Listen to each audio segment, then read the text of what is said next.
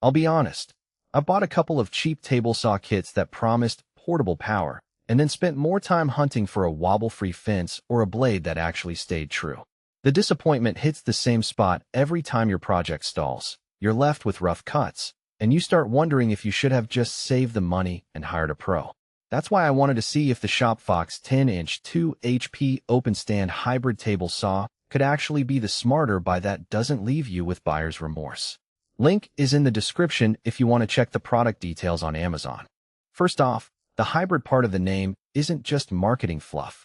This saw blends a freestanding frame with a removable table, so you can slide it under a workbench when you need more surface area, or lift it off and store it in a cramped garage.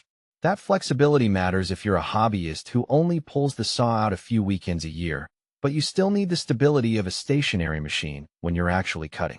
I've set it up in a small shop corner, and the whole unit weighs enough to stay put without a wall mount, yet it's light enough for two people to lift it onto a bench when the job calls for a larger tabletop.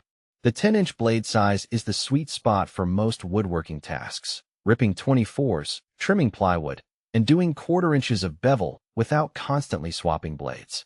The 2 HP motor feels modest on paper, but in practice it delivers enough torque to push through hardwoods at a comfortable 4,000 revolutions per minute. I've cut oak decking, maple cabinets, and even a few sheets of melamine without the motor bogging down. The key is that the motor is paired with an open stand design that gives the blade more breathing room, reducing heat buildup during longer cuts. That translates to less blade wear, which is a hidden cost saver you don't think about when you're comparing price tags. Now, who should actually consider this saw?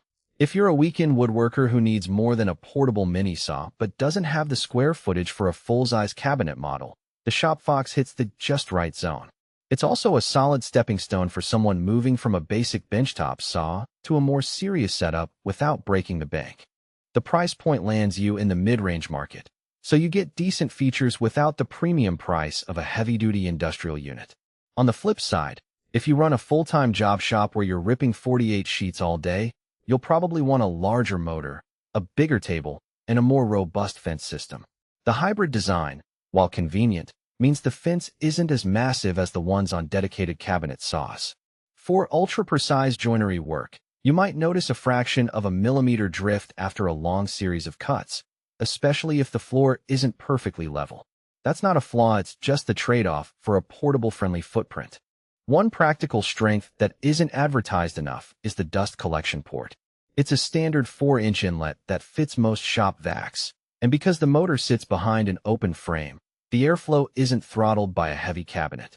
I hooked it up to a 5-gallon shop vac, and the dust plume stayed mostly under control, even when cutting particle-heavy MDF. This makes the shop a cleaner place to work and reduces the wear on the motor over time. A practical weakness shows up when you try to use the saw for large format work. The table, while removable, is only about 30 inches long, which can feel cramped for 48 sheets. You'll have to support the workpiece on a secondary table or a set of rollers, adding a bit of extra setup time. Some reviewers have noted that the included miter gauge is a basic model. It does the job for 45-degree cuts, but it's not as sturdy as a dedicated sliding miter. If you frequently need precise angled cuts, you might want to invest in an aftermarket miter gauge. Another real-world consideration is the power cord length. The saw ships with a 6-foot cord, which is fine if your shop outlet is right next to the machine.